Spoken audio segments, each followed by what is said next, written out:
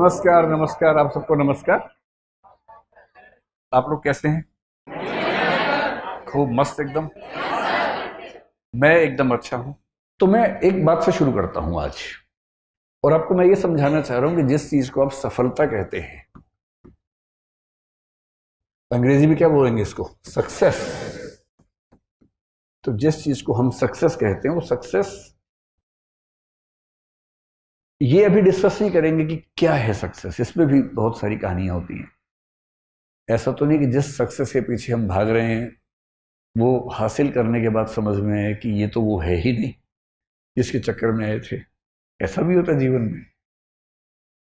अभी आप छोटे हैं, कभी कभी कोई थर्ड पर्सन भी होता है जो प्रेम त्रिकोण का तीसरा कोण बनना चाह रहा है। ऐसा भी होता है। कभी कभी भाई या पिता वो नाराज हैं, ऐसा होता है। और पूरी स्ट्रगल ये है कि कैसे वो उनको कन्विंस करे। अगर फिल्म इमोशनल है तो वो अपनी होने वाली पत्नी के पिता को कन्विंस करने के लिए गांव में जाएगा, खेत में रहेगा, साथ में काम करेगा सारे। और फिर वो कौन सी फिल्म थी? रमैया बस्ता भैया। ये तो मैंने देखी ही नहीं। मैं तो दिल वाले फीलिंग से बोल रहा था। DDLJ देखी आप लोगों ने? वही है ना, इसमें शाहरुख खान, काजोल, अमरीश पुरी। हाँ, उसमें पूरी ताकत लगाई है कि मैं किसी तरह से इसके पापा की सहमति बना लूं, उसके बाद विवाह करूं, और उसने बना भी ली। अंत में मतलब वो ट्रेन पे है, सिमरन खड़ी है, और तब अंततः उसके पापा का हृदय परिवर्तन हुआ और पापा ने कहा जा सिमरन जा, जी ले अपनी जिंदगी, है ना। इससे क्या होता है, इमोशंस बहुत हमारे ओवर पावर करते हैं कि परिवार भी बच गया, रिश्ता भी बच गया। इससे अच्छा क्या है? विन विन है, परिवार भी रिश्ता भी। लेकिन ऐसे पापा फिल्मों में ज्यादा होते हैं, ऐसे पापा समाज में कम हैं। समाज में पापा बोलते हैं आ सिमरन आ, घर के अंदर बैठ जा शांति से, ड्रामा मत कर ज्यादा।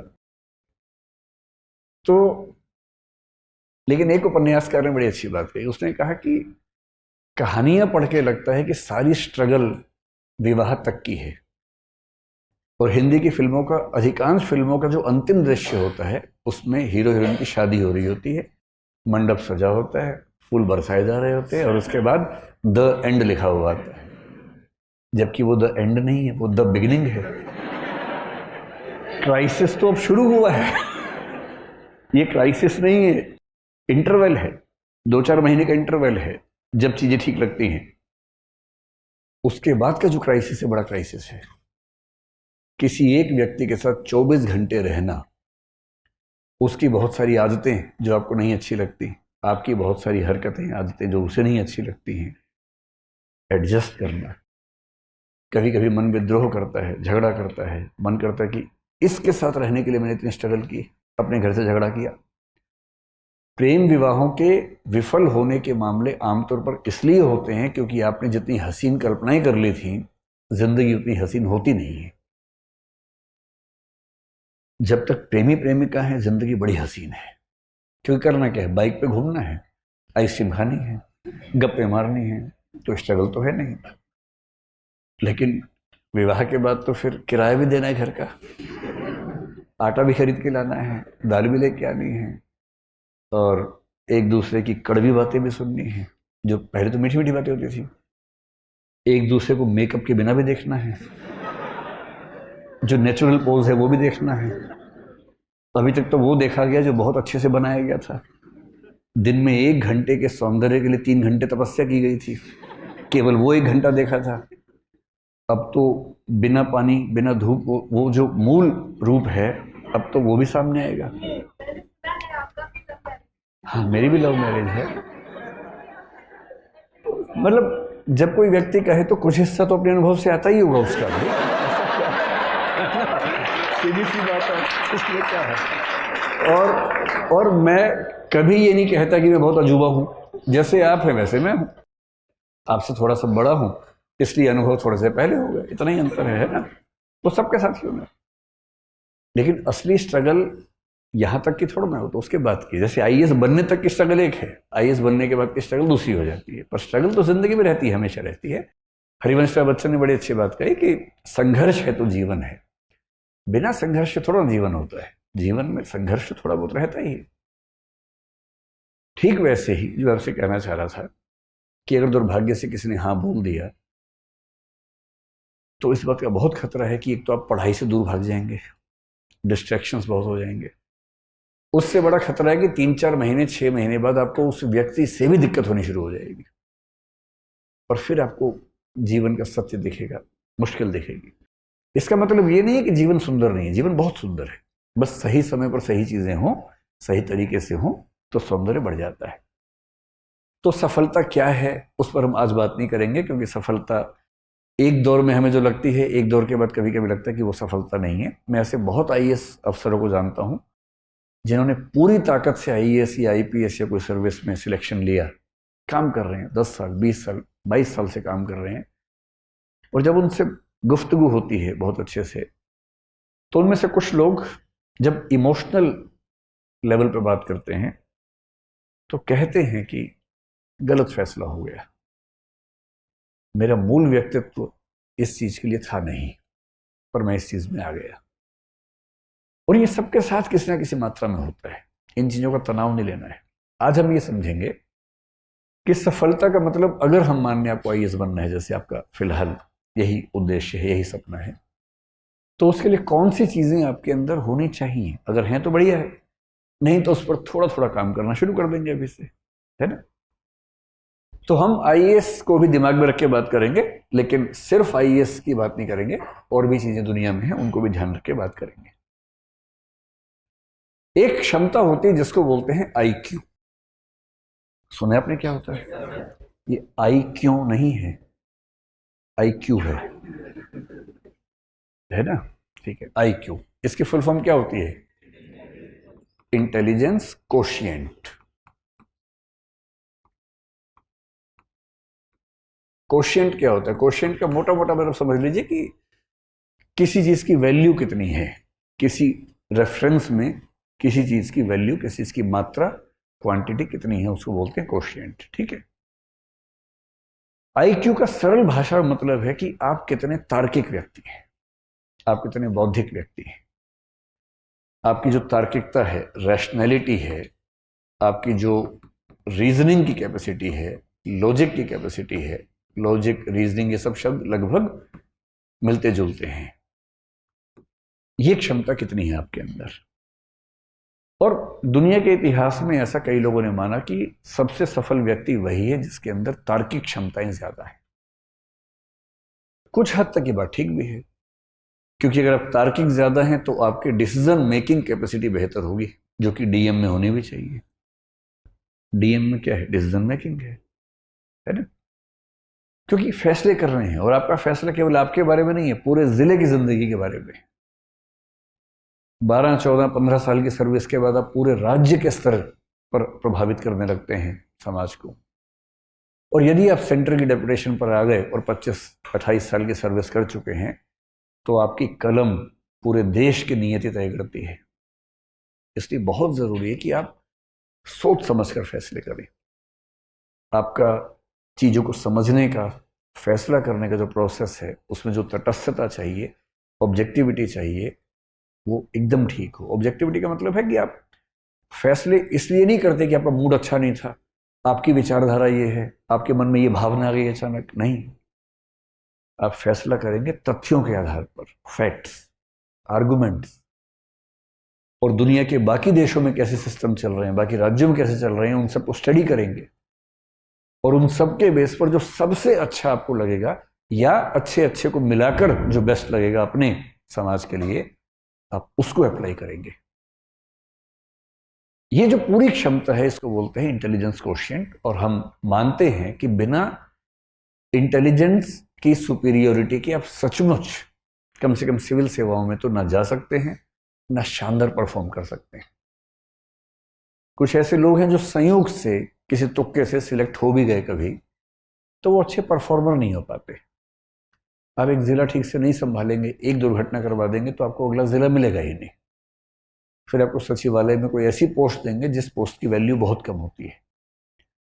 और आईएएस आईपीएस के हर सर्विस में कुछ ऐसी पोस्ट रखी जाती हैं ताकि ऐसे लोग जो सरकार के साथ संगति में नहीं है, या जिनकी कॉम्पिटेंस कम है, उन्हें वहां सेट कर दें, वो केस ना कर सके कि मुझे मेरे पद के अनुसार नहीं कुछ दिया गया, तो उनके लेवल पे पद बना के रखते हैं शंटिंग करने के लिए कि चुपचाप यहाँ बैठे रहो, नुकसान मत करो कम से कम। आईक्यू अच्छा होना किसके लिए जरूरी है? जैसे अगर आपको फिलोसफर बनना हो तो बहुत अच्छे आईक्यू के बिना नहीं बन सकते। किसी का आईक्यू अगर 90 से 110 के बीच में है तो मानते हैं कि सामान्य बुद्धि का व्यक्ति है, एवरेज, ठीक है। मतलब अगर आप आईएएस बनना चाहते हैं तो जनरली हम मानते हैं कि 120 140 के बीच में अगर आईक्यू है तो आप ठीक है, बढ़िया है। 140 प्लस आईक्यू किसी का हो तो इसका मतलब गिफ्टेड व्यक्ति है, बड़ी बात है। किसी किसी का आईक्यू 200 भी होता है, एक दो व्यक्तियों का 250 के ऊपर भी देखा गया है इतिहास में, जो कि बहुत रेयर बात है। ये वही व्यक्ति हैं जो 5 साल की उम्र में 12वीं क्लास पास कर ली, 8वीं क्लास में किसी यूनिवर्सिटी में पीएचडी कर रहे हैं, मतलब 8 साल की उम्र में, 9 साल की उम्र में। कभी सुने आपने ऐसा? ये वो बच्चे हैं कि 8-9 साल की उम्र में उनके दिमाग का इतना विकास हो चुका है कि जैसे एक बच्चे की कहानी में एक बार पढ़ रहा था, शायद अमेरिका यूरोप में किसी देश में था वो बच्चा, तो उसकी उम्र थी शायद 5-6 साल के आसपास। तो अपनी उम्र के हिसाब से जो क्लास होती है, पहली दूसरी क्लास, उसमें बैठा हुआ था। सब बच्चे पढ़ रहे हैं, मैडम के साथ गाना गा रहे हैं एकदम। मैडम कह रहे टी से टोमेटो, सब बोले टोमेटो। ये सो रहा है आराम से। तो टीचर ने उसको बड़ा समझाया, पुचकारा, धमकाया कि भाई क्लास में पार्टिसिपेट करो। ये करता ही नहीं था। हालत ये हो गई कि स्कूल ने कहा कि भाई ये चल नहीं पाएगा। ये तो एडिसन के साथ भी ऐसा ही हुआ था। और बाद में जब टेस्ट किया उस बच्चे का आईक्यू निकला 200 के आसपास, और तब पता लगा कि उस बच्चे का मेंटल लेवल 10वीं क्लास का हो चुका था। बिठाया था पहली क्लास में, अब बता रहे टी टोमेटो, उसका दिमाग जोमेटो भी सीख चुका है। जैसे उसको 10वीं क्लास में भेजा, मतलब वो 1 साल का क्लास जो है वो 1 महीने में आराम से कर लेता था। 8-10 साल की उम्र में यूनिवर्सिटी में चला गया, 12-15 में प्रोफेसर बन गया। अब है ऐसा आईक्यू तो क्या करें, किसी किसी का होता है। और आईक्यू में दिक्कत यह है कि आईक्यू हमारे चाहने से नहीं बढ़ेगा। आईक्यू में बड़ी मात्रा इस बात की है कि आपको जेनेटिकली, बायोलॉजिकली कितना आईक्यू मिला। हाँ, एक रेंज के अंदर थोड़ा बहुत हम कोशिश से बढ़ा सकते हैं, लेकिन अभूतपूर्व परिवर्तन उसमें करना चाहें, आमूलचूल बदलाव करना चाहें तो नहीं कर सकते। तो अगर आपको मैथमेटिशियन बनना हो, जैसे रामानुजम का नाम आपने सुना होगा, है ना, तो रामानुजम होने की शर्त है कि आपका आईक्यू बहुत ही खतरनाक स्तर पे होना चाहिए। बड़ा साइंटिस्ट बनना हो, एपीजे अब्दुल कलाम जैसा, तो आपका आईक्यू बहुत खतरनाक होना चाहिए। या न्यूटन या आइंस्टीन बनना हो तो आईक्यू चाहिए बहुत ही खतरनाक। फिलोसफर बनना हो बहुत खतरनाक, जैसे हम भारत में शंकराचार्य का जिक्र करते हैं, 32 साल की उम्र में उनकी मृत्यु हो गई, जितने में अटेम्प्ट खत्म नहीं होते लोगों के। और ऐसी फिलोसफी दे के गए हैं कि मतलब 1500 साल होने वाले हैं, कोई हिला नहीं पा रहा अब तक। 32 साल की उम्र में जिस व्यक्ति की मृत्यु हो गई। आईक्यू कितना रहा होगा? उस समय आईक्यू टेस्ट नहीं होते थे, सीधी सी बात है। होता तो मेरा ख्याल है कि 200-250 का मामला रहा होगा उनका। जब आईक्यू बहुत तेज होता है ना, आप इतना तार्किक सोचते हैं, इतना दूर का सोचते हैं, इतना तेज सोचते हैं कि फिर आपके साथ काम करने में सबको मजा आता है। और पीएम क्यों नहीं चाहेगा कि उनके पास ऐसा एक चीफ सेक्रेटरी हो या ऐसा कैबिनेट सेक्रेटरी हो जिसका आईक्यू बहुत शार्प हो, बात कहने से पहले समझ जाता हो, बात पूरी होते होते सॉल्यूशन सामने लाके दे देता हो कि ये सॉल्यूशन है इस चीज का। पीएम कह रहे हैं कि मैं 4 फैक्टर सोच पा रहा हूँ, वो कह रहे नहीं सर 18 फैक्टर्स हैं, ये 18 फैक्टर्स हैं, इनके बीच में ये मैट्रिक्स है, ये सॉल्यूशन बेस्ट है। और पीएम गदगद है कि वाह यार क्या आदमी है। तो एक चीज सफलता में आईक्यू है। तो एक पक्ष तो ये हो गया। अब आईक्यू से अगर आगे निकलें और देखें कि कौन सी दूसरी चीज है जिस पर आपको गौर करना है, और वो चीज जिसको आप अपने हिसाब से मैनेज कर सकते हैं। एक शब्द आपने सुना होगा, इमोशनल इंटेलिजेंस। कुछ लोग इसको ईक्यू भी आजकल कहने लग गए हैं। इमोशनल इंटेलिजेंस या इमोशनल कोशिएंट, ये क्या चीज होती है? कभी आपने इस पर गौर किया है? और ये चीज़ आपके पाठ्यक्रम में भी है, यूपीएससी में मुझे ही पढ़ाना होता है, वो वाला टॉपिक इथिक्स में आता है। और जो दूसरी चीज़ है उसको बोलते हैं इमोशनल इंटेलिजेंस, और कुछ लोग इसके लिए एक शब्द करते हैं इमोशनल कोशिएंट। इमोशनल कोशिएंट सुन के कुछ लोग सोचते हैं कि जो जितना ज़्यादा इमोशनल है उसमें उतना ज़्यादा इमोशनल कोशिएंट है। ऐसा बिल्कुल नहीं है, हरगिज़ नहीं है। इसलिए अगर आप बहुत इमोशनल हैं और आपकी पलकों पर हमेशा आंसू तैयार रहते हैं, तो इसका मतलब है कि आपका इमोशनल इंटेलिजेंस का लेवल कम है, ना कि ज़्यादा है। तो लेकिन इस बात से रोना नहीं है, कहीं इसी बात से भी रोना शुरू कर दें आप, है ना। मैंने सिर्फ ये बताया कि वैसा नहीं होना है, इसका मतलब समझ लें कि इसका मतलब क्या है। आप में से कितने ऐसे बच्चे हैं जो मतलब ज़रा सा कुछ हो और खटाक से आंसू निकलने लग जाते हैं? हाथ खड़ा करो, शर्माओ मत, एकदम शर्माने का कोई मामला है नहीं। बहुत बढ़िया। मुझे खुशी ये हुई कि 5-6 लड़कों ने भी हाथ खड़ा किया है, वरना हमारे समाज में एक मान्यता है कि रोने पर एक अधिकार लड़कियों का है और नहीं रोने पर मर्दों का है। और मर्द फिल्म में एक डायलॉग था, मर्द को दर्द नहीं होता। उस एक डायलॉग ने भारत के तमाशे इतने इकट्ठे कर लिए हम लोगों ने कि मर्द को दर्द नहीं होता। क्यों नहीं होता? सुई चुभा होता दर्द सबको होता है। पत्थर मार के देखो खोपड़ी पे उसके, क्यों नहीं दर्द होगा? अच्छा, छोटे छोटे बच्चे जो हैं, लड़का हो या लड़की हो, कोई गिरता है दोनों रोते हैं, चिल्ला चिल्ला के रोते हैं, लड़का भी रोता है लड़की भी रोती है। पता नहीं 5, 8, 10 साल के बाद ऐसा क्या होता है, लड़के रोना बंद कर देते हैं। और मम्मी क्या करती हैं, मम्मी भी नहीं समझ पाती बेचारी।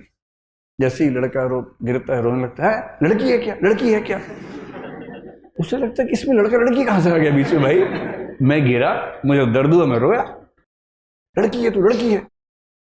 उसे 2 बातें समझ में आ जाती हैं।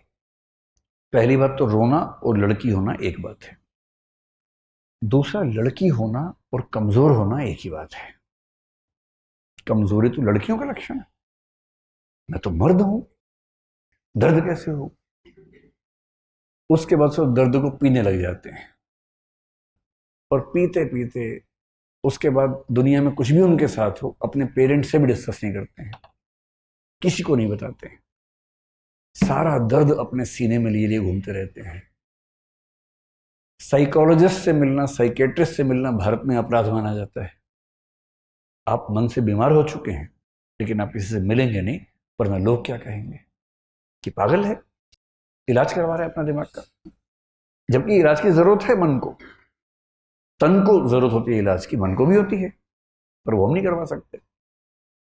और इस चक्कर में लगभग हर पुरुष अंदर से लहूलुहान है, ऊपर से मुस्कुराना भी है, क्योंकि लोग क्या कहेंगे, हंसते नहीं है तो, मुस्कुराते ही नहीं भाई साहब, तो भाई साहब क्या करें?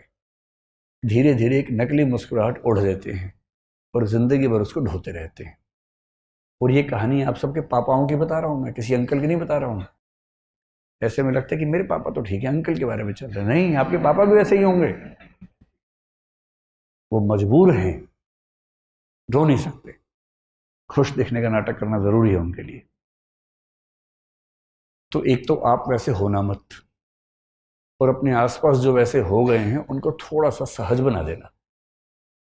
उनको कहना कि पापा एक आध बार रो लो ना यार, ऐसा क्या है, चलो हम दोनों बैठते हैं, गप्पे मारेंगे, थोड़ा अपने मन की बात बताओ। जब मम्मी से पहली बार मिलने गए थे क्या क्या हुआ तो बताओ ना जरा। दोस्त बनो उनके, क्यों इतना डिस्टेंस रखना, कभी दोस्त बन जाइए। जितनी उम्र बढ़ती है उतने दोस्त खत्म होने लगते हैं, कोई दोस्त नहीं बचता उस उम्र में, तो आप दोस्त बन जाइए। ये होती है इमोशनल इंटेलिजेंस। इमोशनल इंटेलिजेंस का मतलब रोना नहीं है, मैं नहीं रोऊंगा ये भी नहीं है, ये दोनों मूर्खताएं हैं। बात बात पे रोना कमजोरी का लक्षण है। कभी नहीं रोऊंगा ये जबरदस्ती ओढ़ी हुई, पाली हुई मर्दानगी का लक्षण है, जिसकी कोई कीमत नहीं, रत्ती भर वैल्यू नहीं। इमोशनल इंटेलिजेंस का मतलब क्या होता है? एक मतलब होता है अपने जो इमोशंस हैं उनको समझ पाना, बारीकी से समझना, और दूसरा उनको जितना कंट्रोल करने की जरूरत है उतना कंट्रोल कर पाना, इसकी क्षमता। जितना करने की जरूरत है, जबरदस्ती नहीं। कभी कभी खुद को ढीला छोड़ देना कि रोने का मन कर रो लो यार, ऐसा क्या है, लाइफ इन ए मेट्रो एक फिल्म आई थी बहुत पहले, उसमें एक लड़की ऐसी ही स्थिति में थी, ना कह सकती है किसी से, ना गुस्सा कर सकती है, ना बोल सकती है, ना रो सकती है। तो अगर मैं ठीक याद कर पा रहा हूँ तो इरफान खान उस फिल्म में थे। इरफान खान उसको ले गया टंकी के ऊपर, पानी की टंकी थी, छत थी, पता नहीं क्या था कुछ था। तो बोला कि चिल्ला के रो यहाँ पर। 2-4 बार तो नहीं कर पाते, फिर वो चिल्ला के रोती है, जोर से चिल्लाती है, चिल्लाते चिल्लाते रोने लगती है। और एक बार रो लेती है और उसके बाद महसूस करती है कि इतना हल्का तो मैंने कभी महसूस नहीं किया अपने आप को। इतनी सारी गांठें जो मन के अंदर थी, गिरहें जो मन के अंदर बन गई थी, उनसे मुक्त भी तो होना है। अपने इमोशंस को समझना, उन्हें मैनेज करना, कंट्रोल का मतलब मैनेज करना। और यदि इमोशंस बोझ बन रहे हैं तो उस बोझ से मुक्त होना, और यही काम दूसरों के लिए कर पाना।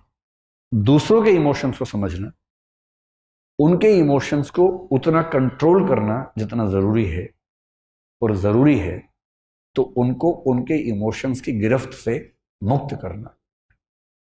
ये किसी के अंदर अगर आ गया ना, कमाल कर देता है, कमाल।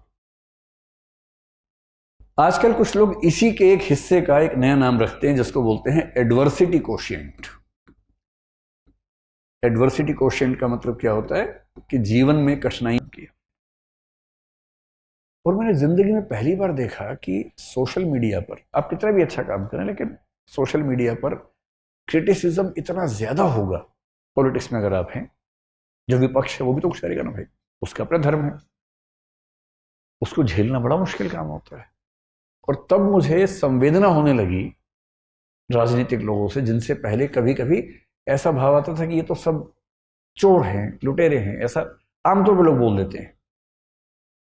अब मैं कभी सोचता हूं कि राहुल गांधी अगर कभी अखबार देख लें, यूट्यूब देख लें, व्हाट्सएप देख लें, या कोई भी सोशल मीडिया देखें, और अपने बारे में ऐसी ऐसी चीजें देखें जो बेशक बना के बताई गई हों, वीडियो काट के बनाई गई हों, और छवि बर्बाद करने के लिए बनाई गई हों, और वही क्यों, कोई भी नेता, कितना मुश्किल होता होगा झेलना।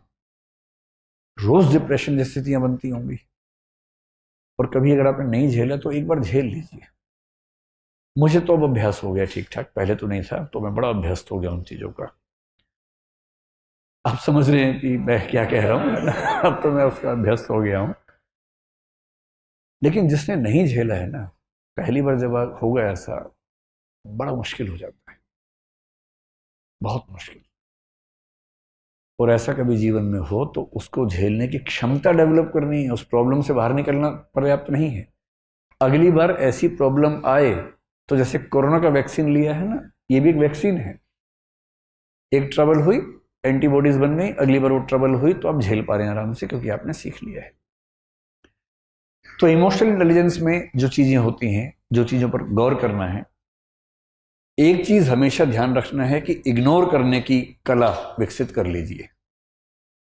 देखिए, इस जिंदगी में इतने तनाव है, पहले बहुत तनाव है, तनावों को आमंत्रित मत कीजिए। इतने मोर्चे पहले ही खुले हैं, और मोर्चे मत खोलिए अपनी तरफ से। तैयारी पर फोकस कीजिए, जो जरूरी है जिंदगी में वो सब करते रहिए। अनावश्यक युद्ध मत लड़िए, और अपनी इमोशनल स्ट्रेंथ को बचा के रखना है। वो तभी होगा जब आप बहुत सारी चीजों को इग्नोर कर सकें। कोई आपका मजाक बना रहा है, क्लास में किसी ने कुछ बोल दिया, लड़ना नहीं है, इग्नोर करना है। आप किसी को पसंद करते हैं मान लीजिए, और उसने किसी और को पसंद कर लिया, तो ये नहीं कि तेजाब की बोतल खरीद के घूम रहे हैं उसके पीछे पीछे, ये तमाशा नहीं करना है। ये गधेपन का चरम लक्षण है। जीवन में सीखने के लिए बहुत जरूरी चीज है ये सीखना कि मुझे रिजेक्ट किया जा सकता है। रिजेक्शन को सीखना बहुत जरूरी है। मैं तो कहता हूं बच्चों से भी जो मेरे आसपास हैं कि एक बार रिजेक्शन मिलना बहुत जरूरी है भाई। तुम किसी भी लट्टू बने बने घूमो, उसको बोलो और वो कहे कि I am not interested in you, ये झेलना बहुत जरूरी है। इससे आदमी के पैर जमीन पे रहते हैं। लेकिन इस वजह से रिजेक्ट मत करना दूसरों को कि मैं तो सिखा रही हूं, मैं तो सिखा रहा हूं, ऐसे नहीं है। वो तो अपना फैसला अपने हिसाब से करना चाहिए। लेकिन रिजेक्शन का दर्द और उस दर्द को, अब जैसे किसी ने रिजेक्ट किया, आपके पास 3 तरीके हैं। एक तरीका है आप कहें कि छोड़ूंगा नहीं, अब मैं रात दिन तेरे बारे में ही सोचूंगा, अब मैं सुबह अपने घर से उसी टाइम निकलूंगा जब तू निकलेगी या तू निकलेगा, वहीं वहीं जाऊंगा जहां जहां तू जाएगी या जाएगा।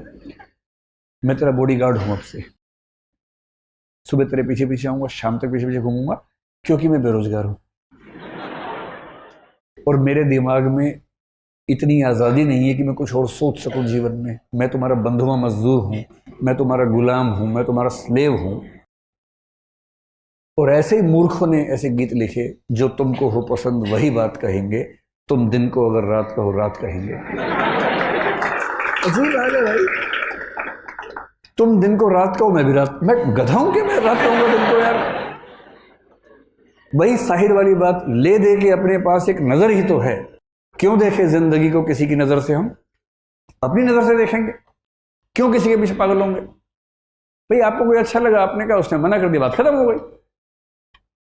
पूरी ग्रेशियसनेस के साथ, पूरी डिग्निटी के साथ रिजेक्शन को एक्सेप्ट कीजिए कि चलिए ठीक है, आपने मुझे मना कर दिया, आई एम सॉरी, आज के बाद मैं कभी आपको परेशान नहीं करूंगा। हाँ, याद रहेगा, और जीवन में कभी मिलेंगे तो मित्र की तरह मिलेंगे, दोस्त की तरह मिलेंगे। ये कह के ईमानदारी से हट जाइए, इसमें क्या दिक्कत है। दूसरा तरीका ये है कि जैसे एक फिल्मी गीत में कहा गया, तुम मुझको न चाहो तो कोई बात नहीं, किसी और को चाहोगी तो मुश्किल होगी। अरे यार, तुम ठेकेदार हो क्या? तुम मुझे नहीं चाह रही, कोई बात नहीं, जिंदगी भर कुंवारे बन के रहो, कुंवारन बन के रहो तो ठीक है, किसी और को चाहा तो मैं नाराज हो जाऊंगा। मैं अलाउद्दीन खिलजी हूं क्या? अजीब हाल है भाई, काहे खिलजी बन के घूम रहे हो? इससे अच्छा क्या है, चलिए कभी आप किसी और के साथ होंगे तो मैं बधाई देने के लिए आऊंगा। अगर आप सच में उससे प्रेम करते हैं, आप तो दरअसल खुद से प्रेम कर रहे थे, आप अपनी ईगो से बाहर निकल नहीं सकते। आप कह रहे हैं कि मुझसे प्रेम नहीं करती, कोई बात नहीं, इतनी आज़ादी दे रहा हूं, किसी और से किया तो आंख निकाल दूंगा। ये आप इससे प्रेम कर रहे हैं, ये इसको वस्तु समझ के कब्जा करना चाह रहे हैं इसके ऊपर, आप ठेकेदार हैं इसके। ये ठेकेदारी अगर मन में आती हो, उसको मन से निकाल दीजिए, एक कायदे का इंसान बनिए। और सबसे अच्छा रास्ता है इग्नोर। किसी ने कहा कि मैं आपको पसंद नहीं करती हूं या नहीं करता हूं, आपने कहा ओके थैंक यू। उससे कहा थैंक यू क्यों? आपने कहा 4 रास्ते और खुल गए। अरे क्या हो गया इसमें, क्या है? और एक बड़ा प्रसिद्ध शेर मेरे नाम से लोगों ने बहुत फैला दिया, तू नहीं कोई और सही, तू नहीं कोई और सही। मेरा नहीं है वो, मैं तो यहां से सुनता हूं वहां बोल देता हूं, मैं तो इतना ही करता हूं। इसका इस शेर के 2 फॉर्म्स हैं, एक फॉर्म दूसरा भी है। अगर तू है हर जाई तो अपना भी ये तौर सही, तू नहीं कोई और सही, कोई और नहीं कोई और सही। एक तो ये है,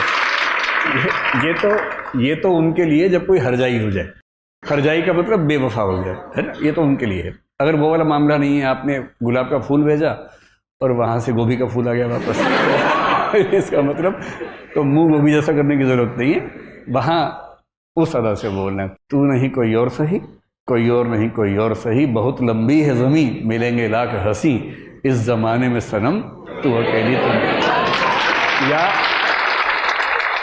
या फिर तू अकेला तो नहीं। ऐसा थोड़ा ना कि केवल किसी पे होगा, किसी पे भी हो सकता है, दोनों पक्षों पे हो सकता है। इग्नोर करना सीखना है, कोई बात नहीं।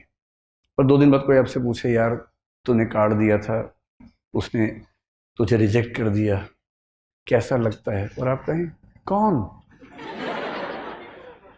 आपने कहा परसों उसने रिजेक्ट किया। किसने? उसे नाम बताया? बोले हाँ ऐसा कुछ हुआ तो था शायद। यार डिस्टर्ब मत करो, I am in relationship with someone else. मतलब है क्या टेंशन लेनी है। वही व्यक्ति सामने से आ गया, उसने कहा आप कैसे हैं? आपने मैं तो ठीक ही रहता हूँ। अब क्या होता है? अब और तब क्या होता है? नहीं मैंने 2 दिन पहले आपको मना किया था। आप हैं कौन?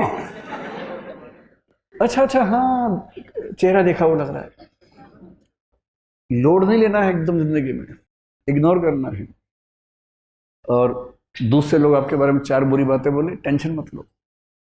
मेरा तो तकिया कलम हमेशा से है, दूसरे मेरे बारे में क्या सोचते हैं, अगर ये भी मैं सोचूंगा तो वो क्या सोचेंगे, सोचने दो। कम से कम सोच तो रहे मेरे बारे में, तुम्हारे बारे में सोच भी नहीं रहे। अगर कोई बोले ना कि तेरे बारे में ऐसे बात चल रही थी, अरे बात तो चल रही थी, तेरे बारे में तो बात भी नहीं चलती भाई, मेरे बारे में बात चलती है। आप मुझे प्यार करो, नफरत करो, इग्नोर नहीं कर सकते, ये क्या छोटी बात है। मतलब खुश रहने की वजहें ढूंढनी पड़ेंगी जिंदगी में, वो कोई आपको देगा नहीं। और जिसने इग्नोर करना सीख लिया उसकी जिंदगी बड़ी आसान है। अपने इमोशंस को मैनेज करना अगर सीख लिया, इमोशंस को मैनेज करने का मतलब क्या है, मैनेजमेंट ऑफ इमोशंस का मतलब क्या है, जब जब डीमोटिवेटेड हो खुद को मोटिवेट करने की क्षमता। मोटिवेशन के लिए ये नहीं करना कि ठेकेदार ढूंढ रहे हो बाहर जाके, जी मुझे मोटिवेट कर दो प्लीज। कुछ मोटिवेशन के ठेकेदार होते हैं, वो आपके अंदर पंप से हवा भरेंगे, आप गुब्बारा बन के उड़ेंगे, आपको लगता है सारा जहान मेरा है। तब तक हीलियम निकल गई, वो गैस निकल गई, हवा निकल गई, उसका धम से नीचे आते हैं। वो जो मोटिवेशन है 2 घंटे वाला, वो काम नहीं आता जिंदगी में। वो केवल इंजेक्शन की तरह है कि बहुत परेशान है, इंजेक्शन लगाया ठीक हो गया, थोड़ा सा दौड़ रहे हैं, ग्लूकोज खा लिया, तुरंत थोड़ा शुगर लेवल ठीक हुआ, उतना ठीक है। अंत में तो आपको खुद को खुद मोटिवेट करने की क्षमता डेवलप करनी पड़ेगी, और वो इमोशनल इंटेलिजेंस से आती है। आपके आसपास जो लोग हैं, पेरेंट्स हैं, भाई बहन हैं, उनके इमोशंस को मैनेज करना है। उन्होंने बहुत तपस्या करके आपको भेजा है, रूखे नहीं होना है कि वो फोन करे